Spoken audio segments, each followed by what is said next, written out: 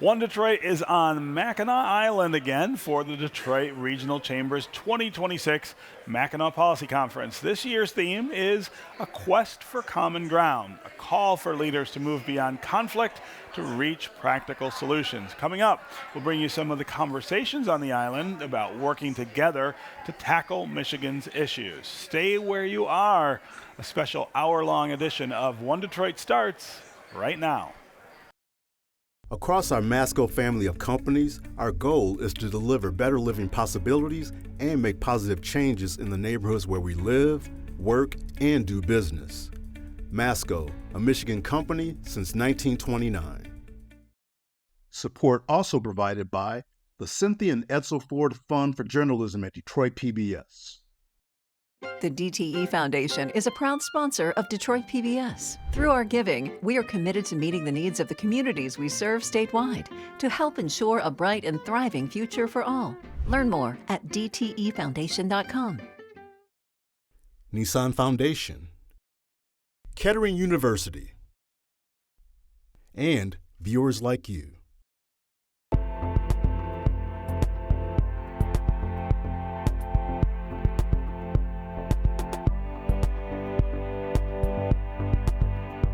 The decisions that we make now will determine whether growth in the years ahead is temporary or truly sustainable.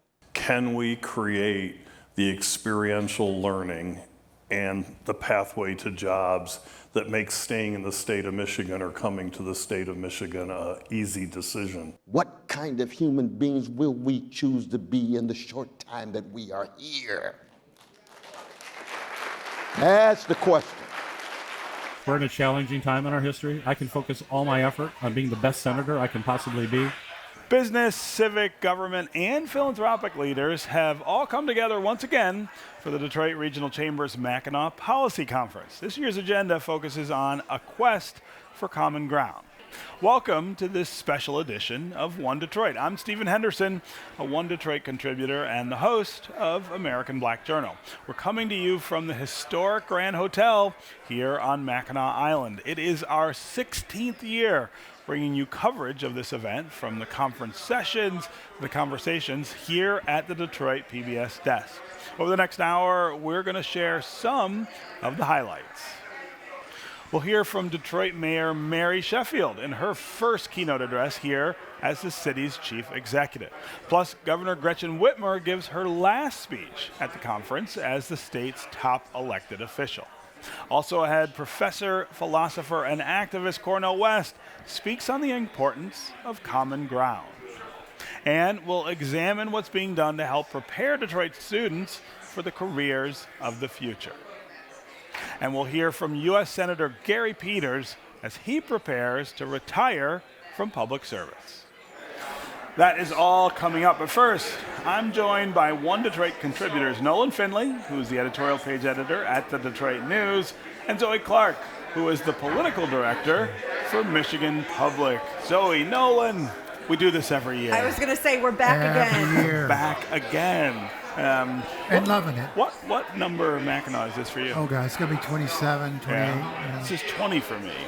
I feel like that's I should get a gold watch or something, right? All right, let's talk first about the theme this year, Quest for Common Ground. Now, I've heard some people poke at that a little and say, I don't know, that's the theme every year. So what makes this year different than the others? Well, you have to put this in context. Quest for Common Ground was sort of the underlying or the overlying message of Mike Duggan's mayoral campaign. Yes. And this conference this year was structured entirely to support that campaign. Yes. And when Mike Duggan pulled out just a few days before the conference began, just deflated the whole thing. Yeah. And so they've had to pivot and sort of backfill within that theme, but also just yesterday we had President Gusevitz at Michigan State University resign, citing disagreements with the board, and that was another big body blow here. So I think the house was on fire when we started, and we're raking the ashes as we leave. It's only getting worse.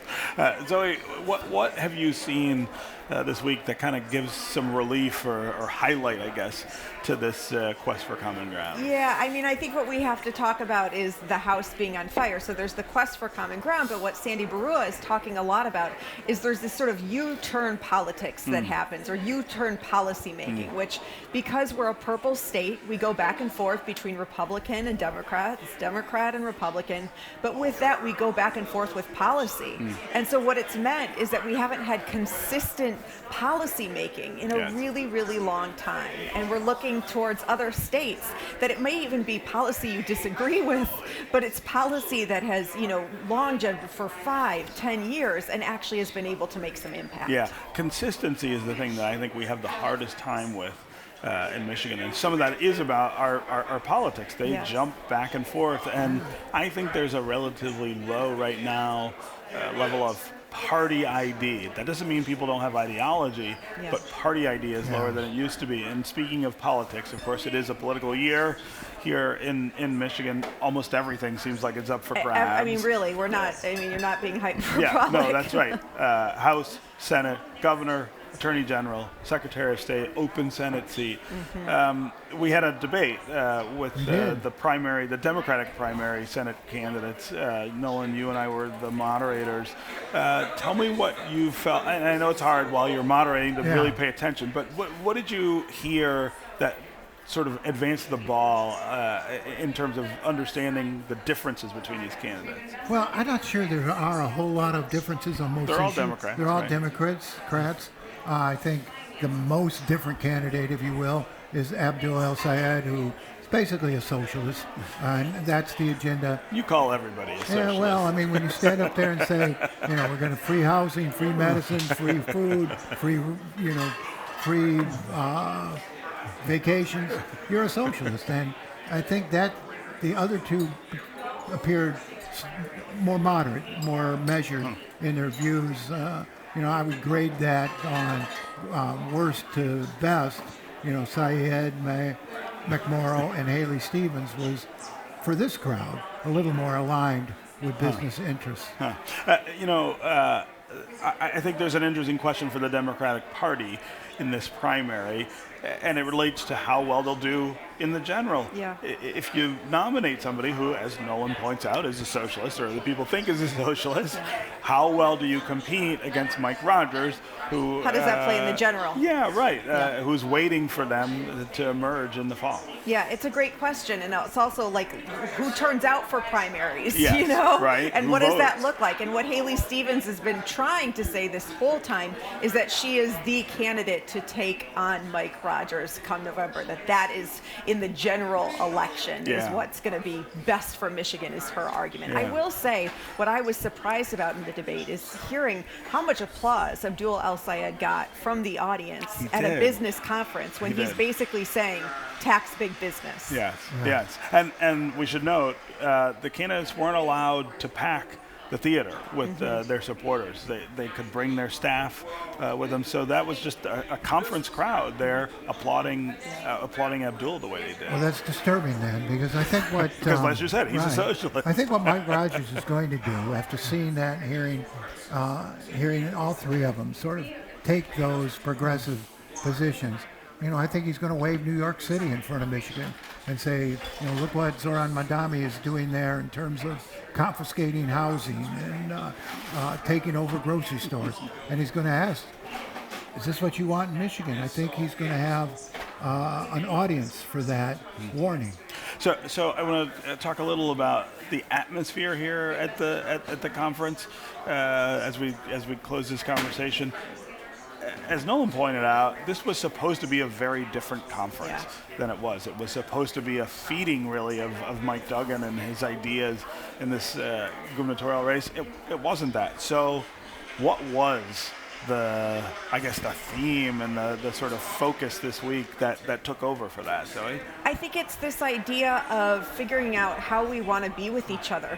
Yeah. I mean, it sounds like... How do we live with each other? How do we live with each other right now? When algorithms are pushing us to be angry at each other, when we're just seeing things that are meant to just, make me mad at my neighbor and make me mad at my coworker or whomever. I get that there is this sense that this group of business leaders policymakers, like people are tired of that, but not exactly sure like how to get, how do we get to something else? Right, exactly. Yeah. And so that's going to be the takeaway for me. I don't know that anyone necessarily has the exact answer, other than it's going to take individual by individual. Yeah, Nolan? I thought there were some good discussions on education reform. Yeah. I think Rick Snyder and Doug Ross did a panel that included the MEA president, Chandra Matafari, talking about ending this war between public schools and charter schools and moving together to allow innovation to come into public schools. I mean, and innovation is what's been missing. The kids today are getting educated in much the same way we did when we were kids. And that's not, these kids aren't us. And they deserve a different model that fits who they are today. And I'm very encouraged by that program and the other conversations about let's at least get the schools right. Yeah. Okay, so let's start today with Detroit Mayor Mary Sheffield, who made her first appearance at the conference as the city's top political leader. She addressed the priorities driving her administration and how her office is working to position Detroit for long-term success. While Detroit and Michigan have made tremendous progress, we are also at a crossroads. The decisions that we make now will determine whether growth in the years ahead is temporary or truly sustainable. Whether we are growing our state's economy or are we powering the very people who power the economy. Typically, growth is measured by cranes in the skyline, activity in our central business district, by population gains or ribbon cuttings. While all of those things are great economic indicators, we must go a bit deeper to make sure that our growth is more sustainable. We know that buildings matter, but they are only as good as the foundation on which they stand. And for me, investing in people is that foundation.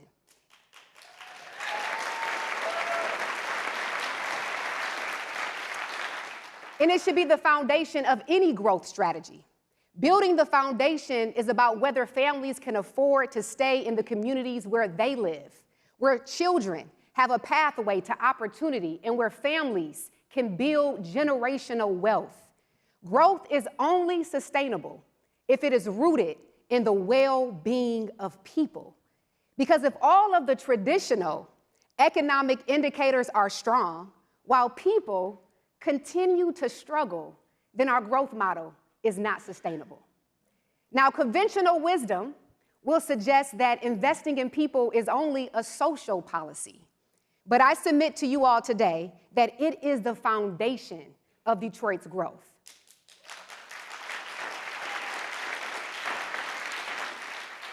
Because when residents become healthier, more educated, more financially secure, they become the engine for long-term growth. This leads me to what I hope you all take away from this session. Poverty elimination is a pro-growth strategy.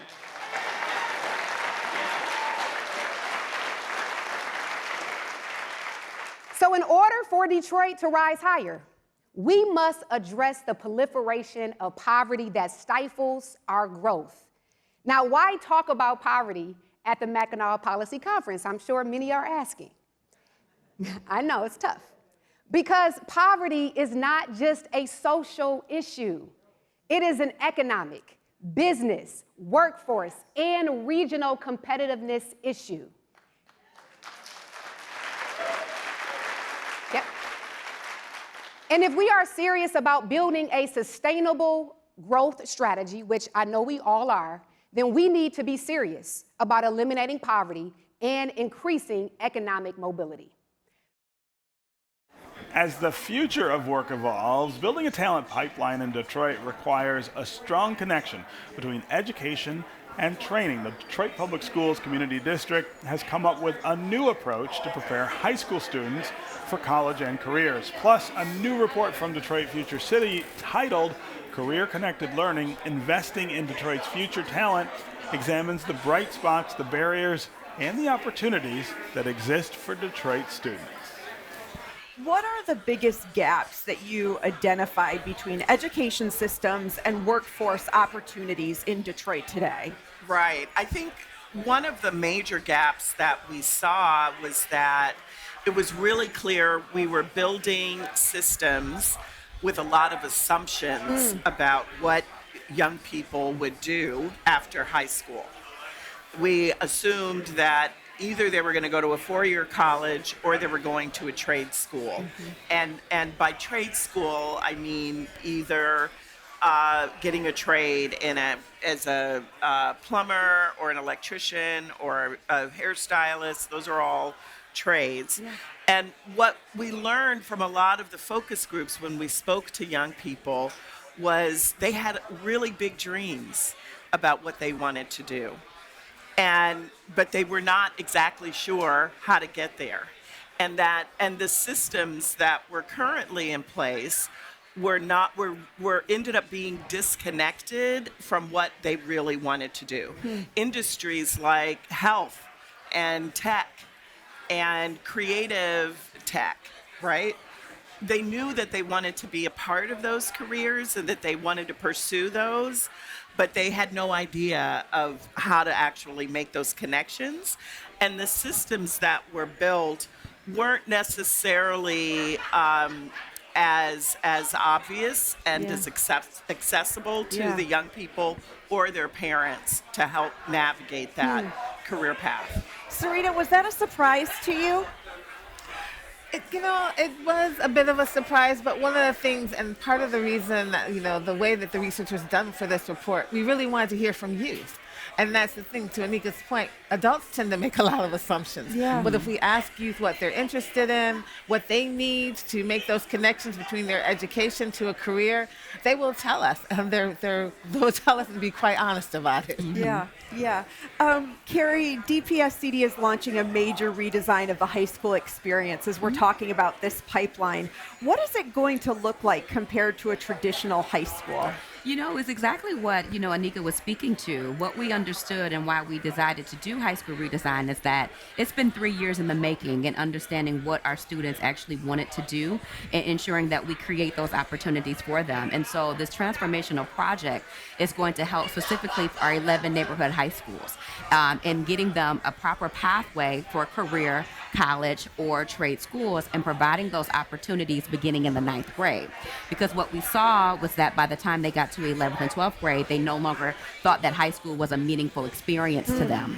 And so in order for us to make sure that they're interested in it or give them a world of opportunities, that has to start much earlier. And so we have some programming starting even from 6th to 8th grade, but specifically for 9th grade, we're going to do an advisory and seminar session every day for the entire time that they're going to be in high school, where they understand different industries, give them an opportunity to hear from industry professionals, go see some of the sites in person, and then in 10th grade, what they're going to experience is 4 different pathways that they can choose to get a diploma. And so you'll have an honors diploma pathway, you'll have a dual degree, a career diploma, or an arts diploma. And everyone would still get that regular Michigan merit, but we wanted to ensure that we digged a little deeper to give them more opportunities.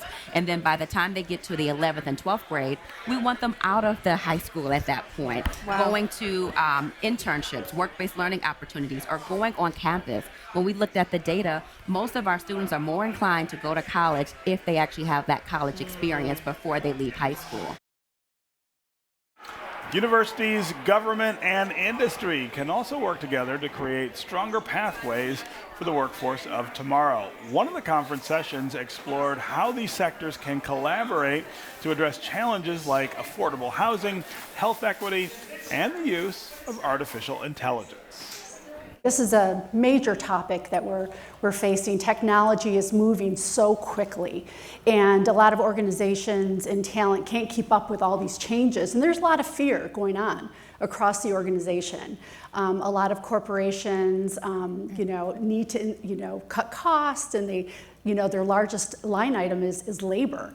And so what we're seeing today is that You know, we're seeing a lot of organizations wanting to leverage artificial intelligence for a lot of cost-cutting measures and trying to reskill and upskill the workforce. And a lot of kids coming out of school are really frightened. I mean, if you were to, you know, tally kids graduating from school, they're really concerned about the opportunities that are in front of them, whether there's going to be a position for them to go to. Laura Lee, we all served on the Green and White Council together. Maybe you can address some of these fears that kids are saying. What is MSU doing to take us so that the graduates are ready for the jobs of tomorrow? Sure, thanks, Ridway. The Green and White Council was really charged with identifying some of the most complex problems in higher education, but across the industry, and thinking about how we can really partner together. And the charge was simple. What can we learn together through coordinated collaboration? What can industry inform higher education practices? How can higher education practices and how we're training and preparing our students also make an impact in terms of those pathways for workforce? We like to think about it as talent activation. We're a pipeline that produces graduates that stay in the state of Michigan.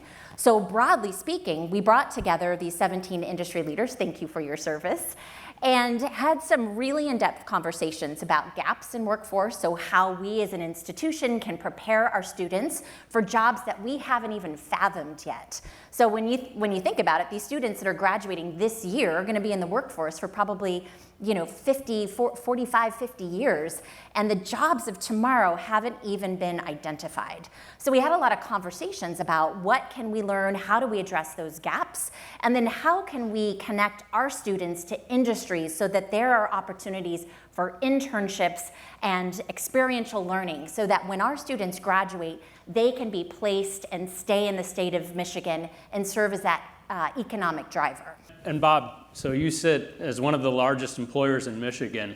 How do you think about working, and what's the role of industry to work with higher ed in informing what you really need for tomorrow? We've got some daunting challenges as a state to overcome, and they're not small challenges, they're big challenges. But at the root of it is, can we create the experiential learning and the pathway to jobs that makes staying in the state of Michigan or coming to the state of Michigan an easy decision? And we're facing that with a backdrop of the fact that there's no roadmap for the jobs of the future from the past. And that's a little bit uneasy for all of us because of AI and because of the proliferation of digital-based learning. And so, we're making, to a certain extent, guesses, educated assumptions about what work will look like.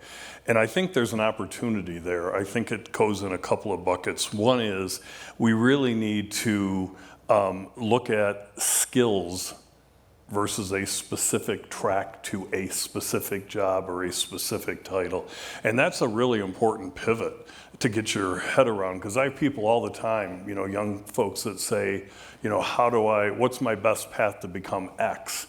And I tell them, X may not exist by the time you get through that journey, but what will exist is a host of jobs that are going to require these experiences, these skill sets, these checks on curriculum and programs. And it sort of changes the thought process when you do that. But that requires that business and academic institutions work really closely together, because if we operate in silos, we'll never have that shared learning.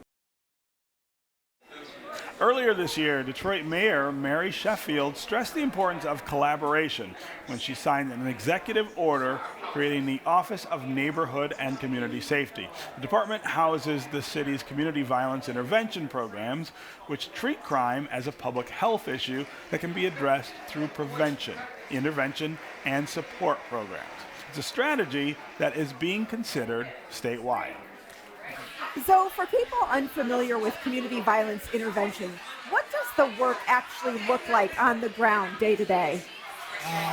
It looks like reaching out to individuals in community who are at the highest risk for being involved in cycles of gun violence, and offering them resources, but also offering them mentorship and guidance as it relates to addressing some of the conflicts that arise in community.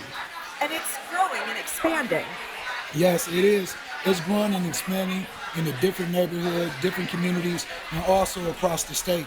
And as it grows and expands, it's becoming professionalized to a degree to where standard operating procedures are being codified when it comes to some of the infrastructure that is being established throughout the community. Yeah, and Senator, you have some legislation. Yes, I do. And I have to just build off of what Zoe said, because I think the secret sauce around community violence intervention programs is that it's grassroots, and it also coordinates with local law enforcement. And so it's designed as a partnership, as a complement to some of the more traditional law enforcement. And I've seen it both in Lansing, in Detroit. In Lansing, we have Advanced Peace. These are folks who are no strangers in the neighborhoods, and they already have organic relationships, and they're able to leverage those relationships to prevent violence before it starts. Law enforcement is to do that. They show up after a crime is committed. And so to build that capacity from a neighborhood perspective is something that, as lawmakers, when we see a best practice, we have to build upon that, both financially and also with policy. So that's what we're trying to do in the Michigan legislature. In the Senate, we have several bills to codify community violence intervention and make sure that there's funding attached to it. Because let's face it, budgets are moral documents. And you can say that you care about community violence intervention, you can care about safe communities, but my mom's from Missouri, Somi State, so you got to show me where the money is, and I think that's an important piece of what we're trying to do in the legislature. Yeah, Mike, Hudson Weber has supported Force Detroit and similar initiatives.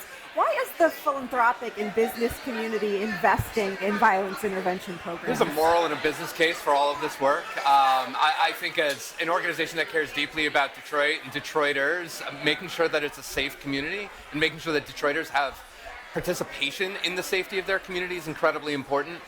We also knew that safety and principally violent crimes were a very significant challenge in Detroit for a very long time. And it wasn't until we philanthropic community and public sector and private sector really embraced that community can have a significant import on changing that trajectory that we saw the trajectory change. And we're seeing the trajectory change. So tell me about your work. How did you get involved? I come from having lived experience. I spend a significant amount of my life being challenged with some of the social ills as it relates to gun violence. I lost a lot of friends. I actually went to prison for a violent offense, and I was mentored and groomed by individuals in there. And like both of them said, community members lifted me up. I got involved. My brother's a poet. He introduced me to our founder, Larry Harvey Quinn. She mentored me and exposed me to the concept of community violence intervention. I put forth as much effort as I possibly could to learn and implement the things that I learned. And we created a comprehensive strategy to implement it as well as advocate for it using the socio-ecological model.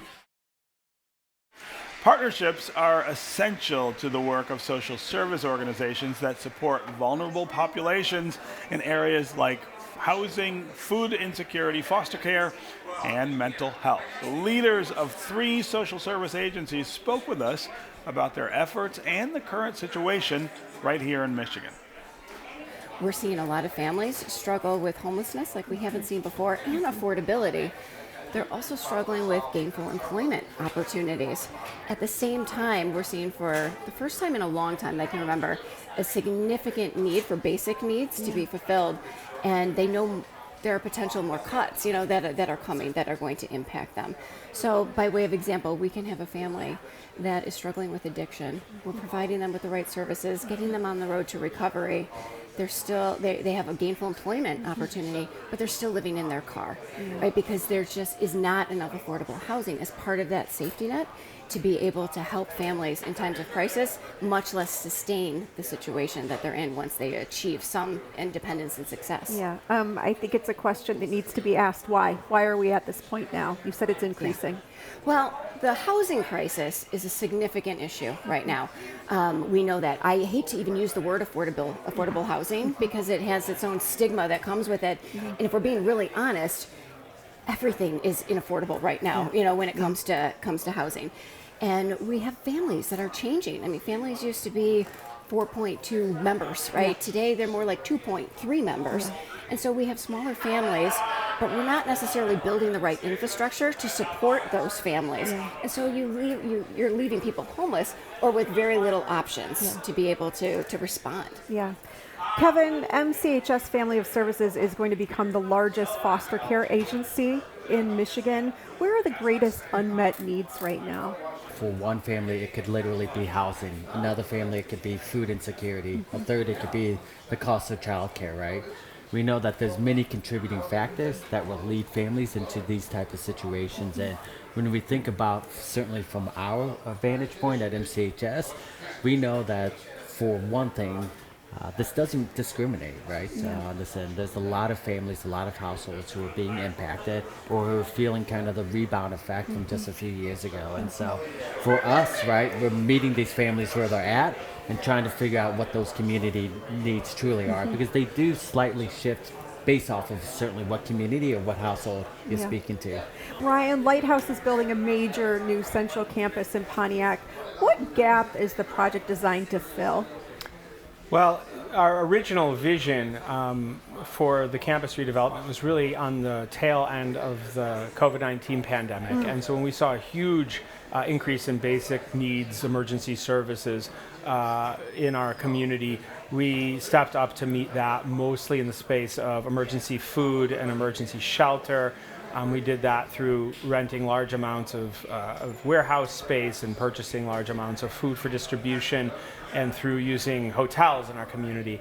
And so the campus redevelopment was really focused on what is the best of the best when it comes to models of delivering these services that we learned during that period at scale, and how do we invest from a capital perspective in what we need to deliver on that sustainably in a dignified way that meets the needs of the people coming to us today. It happened right after our merger that was really focused on Lighthouse and South Oakland Shelter coming together to focus on longer term solutions. So really housing, development of affordable housing, really addressing the environmental barriers for families that are trying to reach some level of financial sustainability.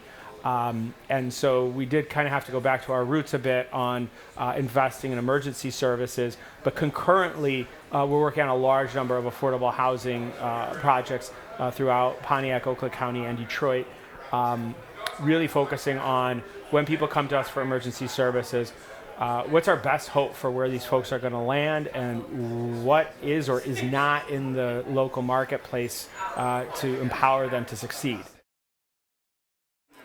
Each year, Governor Gretchen Whitmer makes an appearance at the Mackinac Policy Conference to provide updates on the state's progress and to announce new initiatives. This year, she made her final address as the state's chief executive. Every year, my keynote focuses on one or two big ideas. And the common thread is always our ability as Michiganders to work together to solve problems and move Michigan forward. To no one's surprise today, I'm going to talk about collaboration. We know that big achievements require collaboration. I've signed almost 1,600 bipartisan bills, 7 bipartisan budgets, with one more soon. I'm really proud of that. And despite that, we know that our politics have gotten more divided. Too many people are too quick to judge. Algorithms are designed to keep us scrolling, often pit us against one another. Some leaders stoke anger and distrust. These forces make us angry, hopeless, and apathetic. And the data backs it up. Fewer competitive congressional districts than ever, states racing to draw gerrymandered maps, more partisanship, and fewer bipartisan bills in DC. As governor, I regularly work across the aisle to get things done. Because I believe a governor's oath is to the people of Michigan. People ask me why I love this job despite all the challenges we've had to overcome. Mass shootings, polar vortex, tornadoes, floods, death threats, plots, divisive elections, global pandemic, to name a few. My answer, why I love this job, is my fellow Michiganders. There is truly inspiration everywhere. On some days, you might have to search for it, but it's there. Our state is full of good, honest, hardworking people who care about their neighbors and want to make our two peninsulas better. I'm proud to be a Michigander, and we've been able to get a lot of things done in Michigan. In my executive office, we like to think of our accomplishments as revolving around the 5 F's. We've invested in our factories. We've built strong foundations for our kids and workforce. We help people's finances with jobs and lower costs.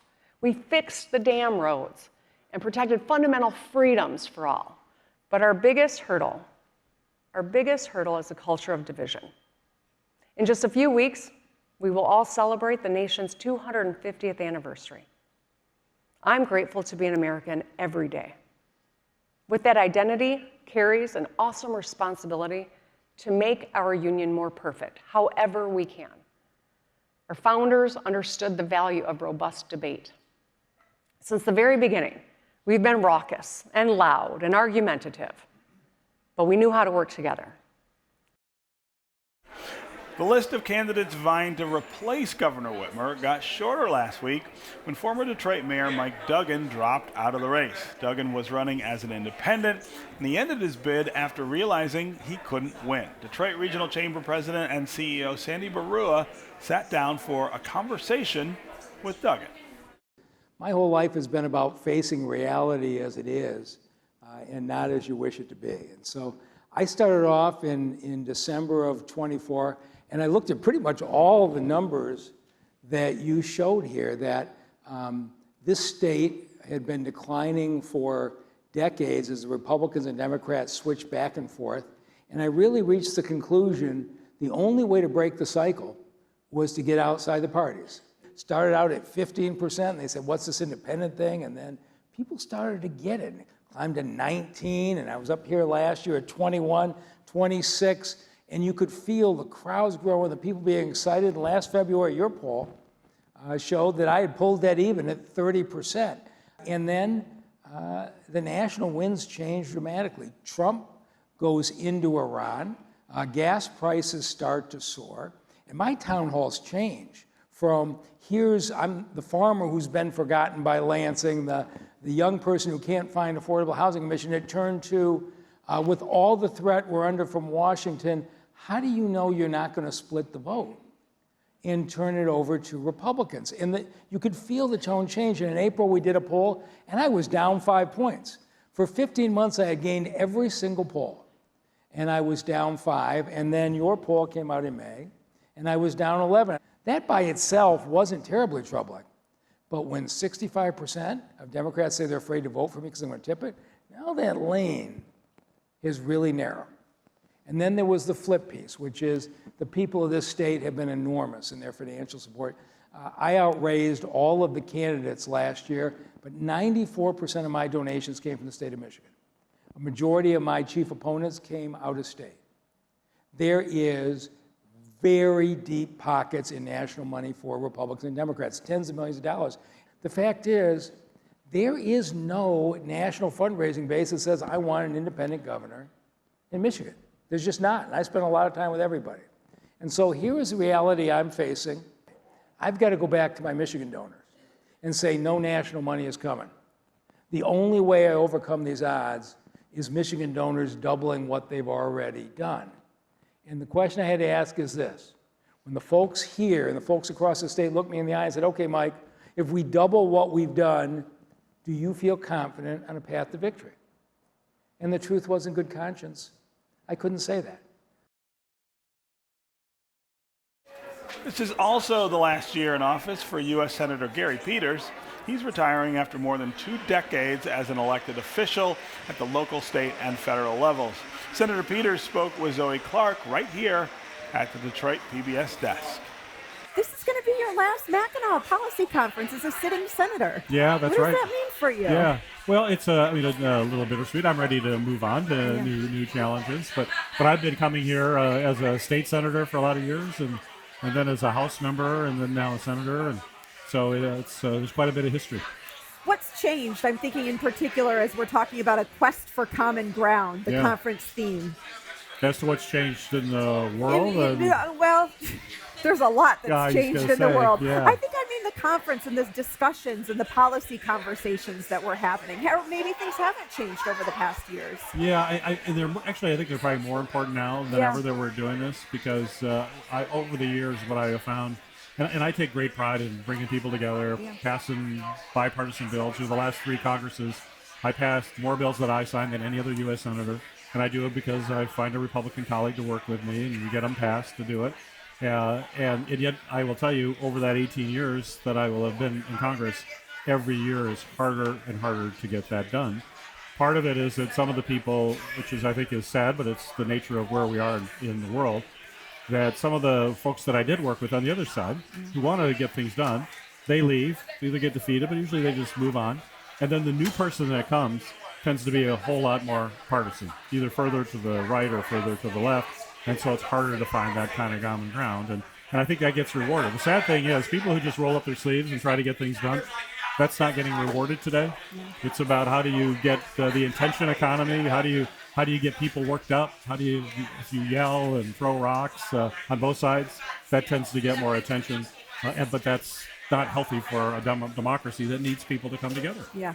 And yet it's so interesting because polling shows that Americans say they want compromise. And I guess the question is, but do they reward it? They don't. I mean, that's the problem. You don't see that rewarded, especially, but I mean, a lot of this is done in primaries too, so it's a smaller subset of the population. I think it'll get more likely to be rewarded in a general election, but you got to get there to begin with. I'm curious if knowing that you're leaving in the next 7 months, has it changed your governing philosophy, your attitude, maybe how you've been thinking about voting? No, I mean, I always try to be true all the time, and I think you got to vote the way you want. My rule has always been I got to look in the mirror in the morning after a vote and say I feel comfortable with what I did and take the consequences for it. So that hasn't changed at all. The one thing that has changed is that instead of I'd be campaigning right now. I would be spending this time with you, then I'd be running somewhere else immediately to go campaign. Right. And right now, what is really, I think, and more importantly, now I can just focus on that governing piece. We're in a challenging time in our history. I can focus all my effort on being the best senator I can possibly be without having to worry about a campaign and having somebody track me and try to catch me and saying one word out of place that they can clip and put it on a TV commercial. That's not a great life to live. The Mackinac Policy Conference is known for attracting prominent national and international speakers. This year, actor and humanitarian Gary Sinise sat down for a conversation in the Grand Hotel's theater about patriotism as America approaches its 250th birthday. Former Vice President Mike Pence spoke on the current political landscape and the importance of leaders finding common ground. And Pete Buttigieg, the former U.S. Secretary of Transportation, took part in a conversation about navigating political divides. Another special guest was professor, philosopher, author, and activist Cornel West. His talk focused on truth, common ground, and civilized conversation.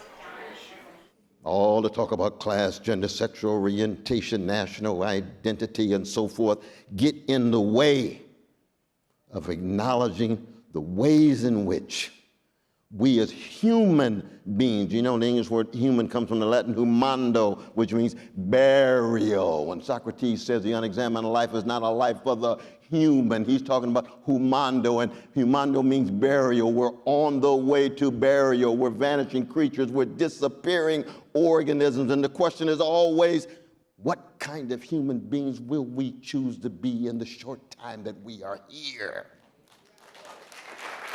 That's the question. That's what Heraclitus understood when he said not only everything flows, but character is destiny. That's what the greatest American man of letters, Ralph Waldo Emerson, meant when he said character is destiny. And I'm just so very blessed because I come from a family, community, and a people that put primacy on character. We all are who we are because somebody loved us. Somebody cared for us. Somebody sacrificed for us. Common humanity. Then I want to acknowledge the ways in which it's very hard to find people in the last 400 years who've been more chronically hated as black people, and yet muster the courage to teach the world so much about love. John Coltrane's Love Supreme is not just a song.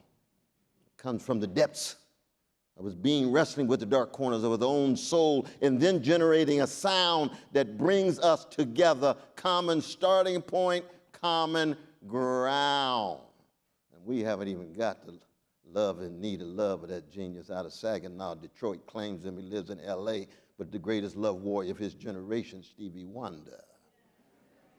Oh, that's Motown right there. Those are not just songs. Those are people who looked hatred in the face and decided to become love warriors, who looked terror in the face and decided to call for freedom for everybody. That's Frederick Douglass. That's Ida B. Wells. That's Fannie Lou Hamer. And we haven't got to Martin King yet. That's the people who've been traumatized for 400 years, but at our best decide to be wounded healers rather than wounded hurters. 2 years ago at the Mackinac Policy Conference, the Fred and Barbara Erb Family Foundation announced a $7.5 million challenge grant to help Detroit PBS and 90.9 WRCJ build a new public media campus in Detroit. Today, Detroit PBS has another announcement. That challenge has been met a full year ahead of schedule. The reaction we've gotten around what we're calling Challenge Met, Challenge Next. So we've got work to do. We've got a future to build and a campaign to finish. But as we stepped up to the community and said, help us, we have built an organization that serves Detroit like never before. We're sort of the last man standing, if you will, locally owned, locally governed, locally committed media outlet, and that's critical. But the wonderful part, the very gratifying part, is the reaction from the community. People really want to help. And we have gotten these wonderful phone calls, these wonderful moments where people are like, we need you, and we're going to step up, and our family will do this. And that, I think, played into exactly the idea of a challenge grant to say to the community, we have a commitment for $7.5 million from a very important organization that's been involved with Detroit PBS for 60 plus years. Just an amazing organization. Help us. And so that exactly what Melissa and the Herb organization has designed worked. And so it's been very gratifying. Yeah. Melissa, challenge grants are designed to test momentum, right, as much as to create it. From a philanthropic perspective, does meeting a challenge grant ahead of schedule change how other donations and institutions view a project like this? I think it's seen as the proof of concept, and it really gives a lot of confidence to donors and future donors that this is something exciting. And as you said earlier, Rich, people do want to help. Detroit PBS provides such a wonderful service for our community, and a number of folks want to help. And so we were glad that we could be part of this and issue that challenge grant, and so excited to be here today, knowing that it has been met. Now let's bring back Nolan Finley and Zoe Clark to talk about what happens after the Mackinac Policy Conference. I think that's always a huge question. Do we come up here for 3 days and waste everybody's time and make a big stink about a theme, but not walk away with actual takeaways, things that we can do differently? What did you see this week that we can look forward to? Again, I don't necessarily agree with that. No? I think one of the expectations. I'm not saying we ever do waste anyone's time. But the expectations for this conference are often realistic. Yeah. This is not a policy-making conference. Right. It's a policy discussion conference.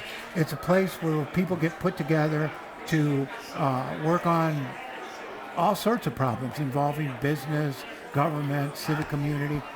So it's connections and it's productive conversations that don't necessarily lead to, okay, we're going to go back and do these three things. Yeah. But I think there's some promising initiatives in place.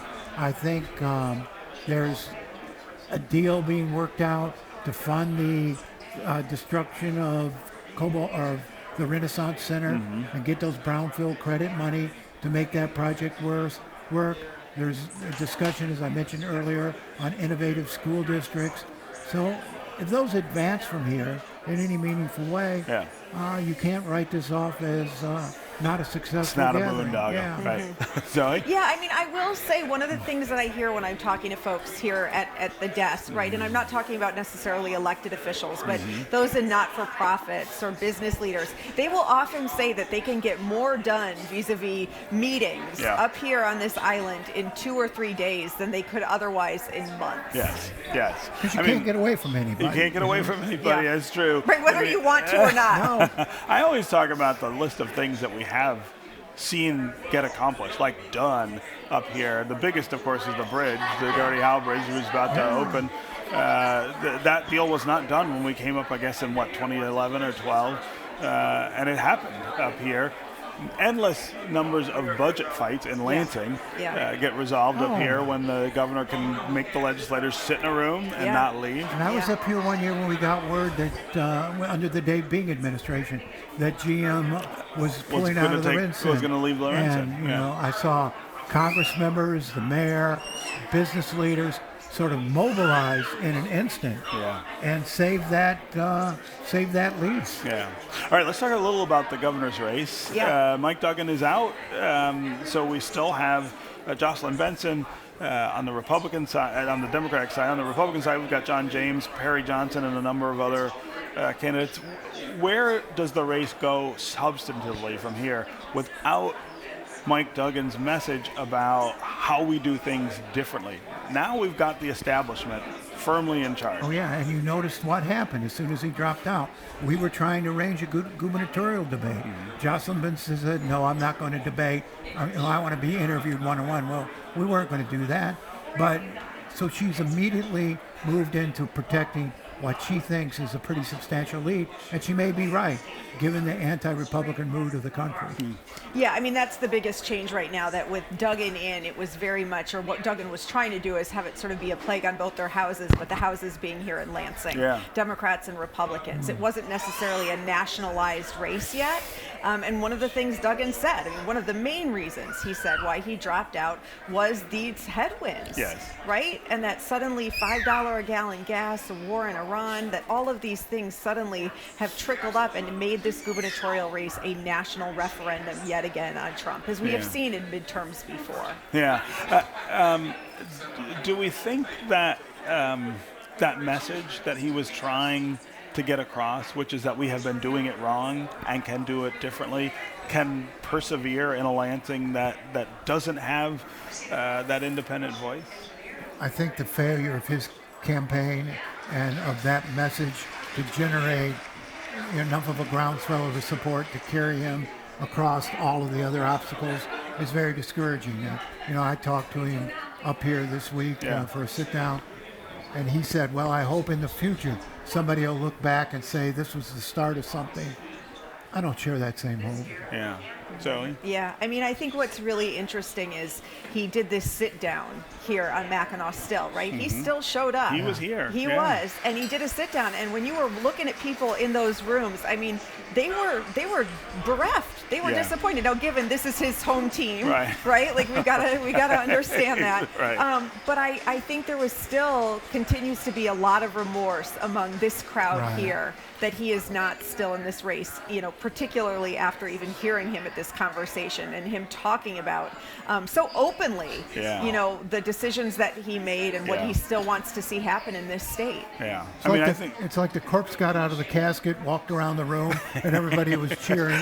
Then he got back in. And it's like, oh no, right? We don't have him anymore. Yeah, I mean, I think that whatever happens, it's also up to us in the media to keep raising those questions for the rest of the candidates and try to frame the race in terms of change and progress rather than status quo. But I guess we'll have to see whether that works. We'll have to leave it there. Zoe Nolan, always great to see you up here. That's going to do it for us here at the 2026 Mackinac Policy Conference. Thanks for watching. You can see the conference sessions and our desk interviews on demand at onedetroitpbs.org. We want to thank our partners at the Detroit Regional Chamber for hosting yet another important gathering. of decision makers. And as always, Detroit PBS is proud to bring this conference to viewers all around our state. Stay with One Detroit for in-depth coverage of the issues that matter to you. For all of us here at Detroit PBS, I'm Stephen Henderson. Take care, and we'll see you next time.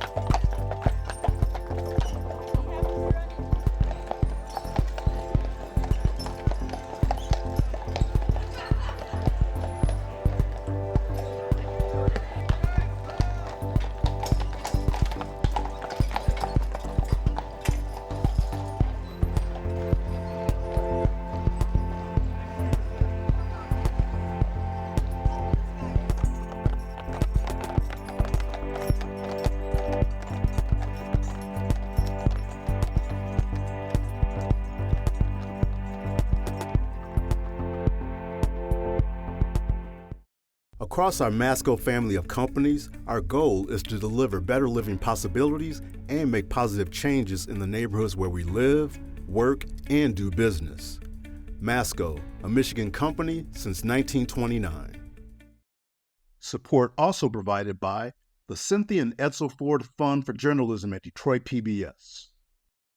The DTE Foundation is a proud sponsor of Detroit PBS. Through our giving, we are committed to meeting the needs of the communities we serve statewide to help ensure a bright and thriving future for all.